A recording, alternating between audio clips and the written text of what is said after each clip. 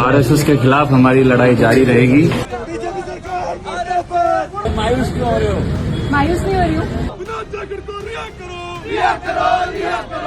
दोस्तों, 2 दिन पहले आरएसएस का शस्त्र पूजन का प्रोग्राम था और वो भी जयपुर के अंदर राजस्थान विश्वविद्यालय के अंदर था। और किस तरीके से उस प्रोग्राम का छात्रों ने पुरजोर विरोध प्रदर्शन किया। विरोध प्रदर्शन शांतिपूर्वक था, उसके बावजूद भी छात्रों के ऊपर लाठी डंडे बरसाए जाते हैं। न सिर्फ पुलिस प्रशासन के द्वारा लाठी डंडे बरसाए जाते हैं, बल्कि किस तरीके से आरएसएस के जो कार्यकर्ता होते हैं उनके हाथों में साफ तौर पर आपको डंडे दिखाई दे रहे होंगे। डंडों से वो भी पिटाई करते हुए नजर आते हैं। इस खबर को मैं पहले भी आपको रूबरू करा चुका हूं, लेकिन दोस्तों आज एक बड़ी खबर निकल करके आ रही है कि उस प्रोग्राम के बाद किस तरीके से 10-12 लोगों को जो है, हालांकि बताया जा रहा है कि 7-8 लोगों को, तो चलिए 7-8 लोगों पर ही आ जाते हैं। कार्यकर्ता जो होते हैं, या यूं कहें कि जो छात्र होते हैं, जो पढ़ने वाले छात्र होते हैं, जिन्होंने आरएसएस के प्रोग्राम का विरोध किया था, उन छात्रों को गिरफ्तार कर लिया जाता है। ये तस्वीरें देखिए कि किस तरीके से राजस्थान के जो प्रदेश अध्यक्ष हैं, एनएसयूआई के जो प्रदेश अध्यक्ष हैं, किस तरीके से पुलिस का काफिला उनके घर पर जाता है, उनकी गिरफ्तारी की जाती है। न सिर्फ गिरफ्तारी की जाती है, बल्कि सुबह से लेकर के शाम तक यह आरोप लगाया जा रहा है कि सुबह से लेकर के शाम तक उनको इधर उधर जगह जगह जगहों पर घुमाया जाता रहा है। और किस तरीके से इस घटना के बाद उनको जेल में डाल दिया जाता है। और आज एक खबर निकल करके आई है, मैं खबर के तौर पर बता दूं, खबर यह निकल करके आ रही है। खबर में देखिए क्या छापा गया है। एनएसयूआई प्रदेश अध्यक्ष विनोद जाखड़ समेत 9 आरोपियों की जमानत खारिज। आरएसएस के कार्यक्रम का किया था विरोध, यानी आरएसएस के कार्यक्रम का विरोध कर दिया। उन्होंने अपनी लड़ाइयां लड़ी, शांतिपूर्वक तरीके से लड़ी कि भैया जो कॉलेज है, जो यूनिवर्सिटी है, उसको राजनीतिकरण नहीं करना चाहिए, क्योंकि ये शिक्षा का मंदिर है। यहां पर सिर्फ शिक्षा प्राप्त करी जानी चाहिए, वहां पर इस तरह के प्रोग्राम नहीं होने चाहिए। छात्रों ने इस तरीके से गुहार लगाई, लेकिन उन छात्रों को जिस तरीके से पीटा जाता है, और आज ये खबर निकल करके आई कि उनकी जमानत खारिज कर दिया गया है। और जमानत खारिज होने के बाद क्या क्या उनके ऊपर आरोप लगाए गए हैं, मैं आगे आपको बताने जा रहा हूं। लेकिन इसी बीच एक खबर यह निकल करके आ रही है, जरा देखिए ये तस्वीरें। ये खबर निकल करके आ रही है कि जो वहां पर जो कार्यकर्ता हैं किस तरीके से गुस्से में हैं, और न सिर्फ गुस्से में हैं, बल्कि वहां पर जो मुख्यमंत्री साहब हैं, मुख्यमंत्री साहब का पुतला दहन कर रहे हैं। यानी छात्रों ने सरकार के खिलाफ मोर्चा खोल दिया है। मोदी जी की सरकार है, डबल इंजन की सरकार है वहां पर, और मुख्यमंत्री का छात्रों ने पुतला फूंक दिया है। भारतीय जनता पार्टी पूरी तरीके से बौखला चुकी है, डर चुकी है छात्रों से कि इतनी जुर्रत छात्रों की कि जहां पर डबल इंजन की सरकार हो वहां पर आप सरकार से सवाल पूछ लें। छात्रों को डराने के लिए किस तरीके से ये जो है दमनकारी स्थिति बनाई जा रही है, किस तरीके से उनको परेशान किया जा रहा है। जिन छात्रों पर लाठियां बर्बरता की गई, दोस्तों आपको जानकर हैरानी होगी कि उन लोगों से एक भी सवाल जवाब नहीं पूछा गया। सवाल जवाब के तौर पर उन सभी छात्रों को गिरफ्तारियां की जाती हैं, उन सभी छात्रों को परेशान किया जाता है। खुले तौर पर किस तरीके से गांव गांव घुमा करके उन छात्रों को पुलिस प्रशासन के द्वारा लेकर के जाया जाता है। सोचिए इमेज कैसी बिल्ड करने की कोशिश की जा रही है। अब आ जाते हैं आज की खबर पर, और आज की खबर में किस तरीके से उनको परेशान करने की कोशिश की जा रही है, धाराएं किस तरीके से जोड़ी जा रही हैं, गिरफ्तार करने के बाद नई धाराएं जोड़ी जा रही, इस तरीके से आरोप लग रहे हैं। जरा देखिए, दलील दी गई एनएसयूआई प्रदेश अध्यक्ष की तरफ से, यानी जो विनोद जाखड़ है उनके तरफ से ये दिया गया कि उनको लेकर के 6 मामले दर्ज किए गए हैं, इसलिए उन्हें जमानत नहीं दिया गया। उसके बाद ये बताया जा रहा है, पक्ष में जो आए लोग थे उन्होंने ये बताया कि विनोद जाखड़ व अन्य केवल शांति भंग की आशंका में उनको गिरफ्तार किया गया था, लेकिन उन पर गंभीर अपराध मामले दर्ज करके अलग से कार्रवाई की गई है। कोर्ट ने जमानत याचिका खारिज कर दी है। यानी साफ तौर पर यह कहा जा रहा है छात्रों की तरफ से कि पहले उनके ऊपर जो है शांति भंग करने का आरोप लगाया गया था, लेकिन बाद में अलग से धाराएं लगा करके, अलग से जो है माहौल क्रिएट करके उनकी जो जमानत याचिका थी उसको खारिज करवा दी गई।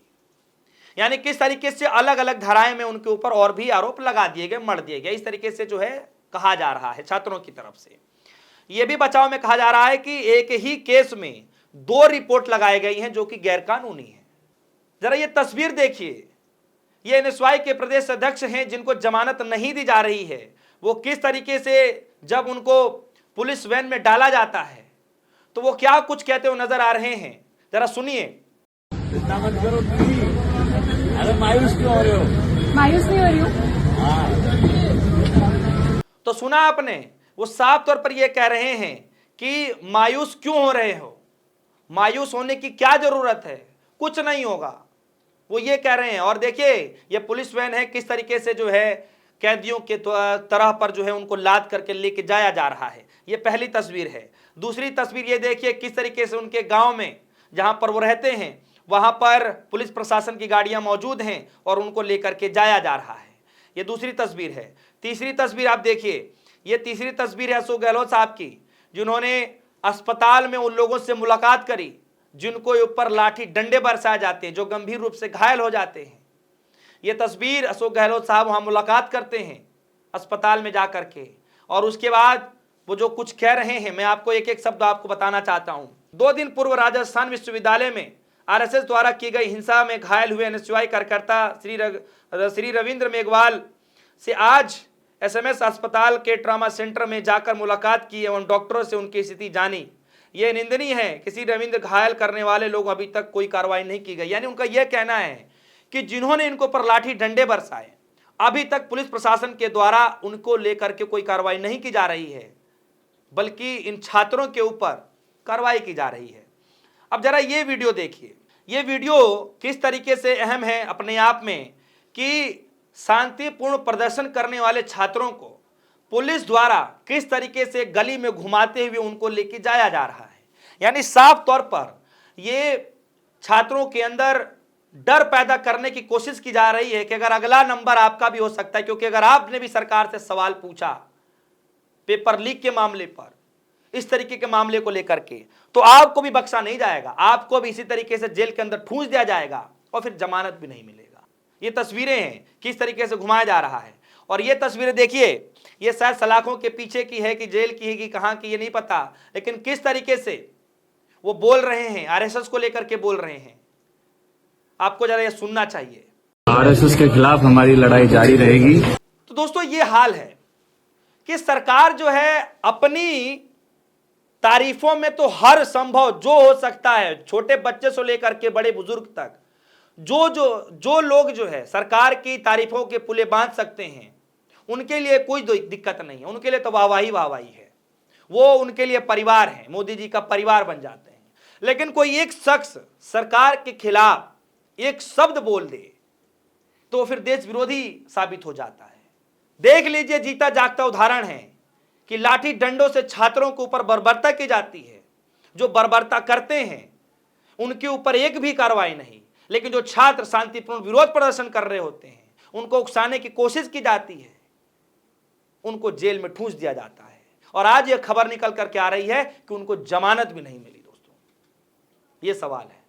और जो उनके समर्थक है, जो चाहने वाले लोग हैं, जो छात्रों के चाहने वाले लोग हैं, वो ये कह रहे हैं कि अब शायद ही मुश्किल उनको जमानत मिल पाएगा, क्योंकि पूरी रणनीति के तहत इन छात्रों को जेल में डालने की कोशिश की जा रही है। पूरी रणनीति के तहत छात्रों को डराने की कोशिश की जा रही है।